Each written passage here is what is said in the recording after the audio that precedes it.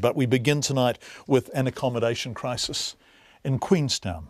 What we're talking about here is the tourism explosion. So remarkable that the Tourism Industry Conference, currently taking place in Rotorua, and we'll have more on that later in the program, yesterday announced the country is effectively full over summer, no vacancies. Now that's just for tourists themselves, but it's also for the workers who feed them, clean their hotel rooms and serve them coffee in the morning and drinks at night. For the most part, they are low-income service workers, and in Queenstown they simply can't afford to live there. This is becoming critical. People are in garages, sleeping in cars, sharing overpriced rooms with strangers.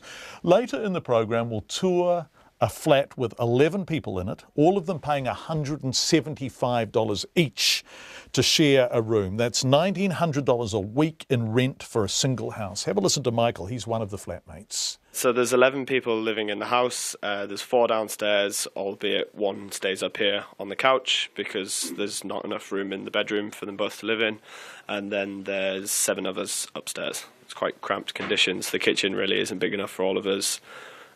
Everybody mainly uses one bathroom upstairs. We have to keep rubbish inside because there's not enough bins for us to take it out, and if we leave the bags outside, animals tear them apart and then we just have kind of rubbish everywhere.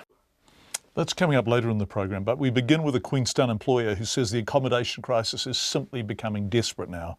Matt Christensen is the general manager of the Mantra Marina Hotel Complex. He blames investors, greedy landlords and a lack of future planning for forcing up rental prices for service workers. He says it simply won't be long at all before tourist operators can't find staff because they can't afford to live in the town. We probably get, about 100, 150 CVs through our door each week. And probably half of that would not have accommodation already sorted. The majority of them being based in hostels and backpackers and temporary accommodation, people's garages, things like that. So it's almost become almost a prerequisite for most of our staff to have accommodation sorted before we're willing to offer them a job almost. Why is that? Well, you spend a lot of time training and getting them used to the life in Queenstown, and it's a big investment. Each employee, it's 2 weeks of your time and effort to get them trained up and ready to go in any level of job, from housekeeping to management staff, and it's a lot of time and effort, as I said. And if they don't find a place to stay, they're out on the next flight. So that's your time and effort completely down the drain. Wow, this is a real issue there, isn't it? Yeah, absolutely. And the ones that do find accommodation, they're paying through the teeth for it. It's absolutely ridiculous that the amount of money some landlords are asking for dismal properties. Can you give us some examples, Matt? We've got a photo from you which shows a room that seems to have been divided with just hanging sheets. Is that the case?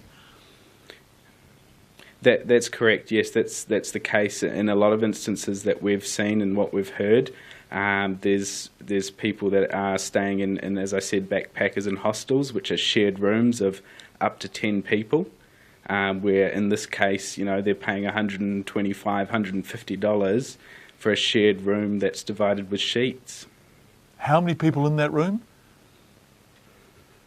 There was, in that room specifically in the picture, there was 3 people, so it's divided into 3, that's one room.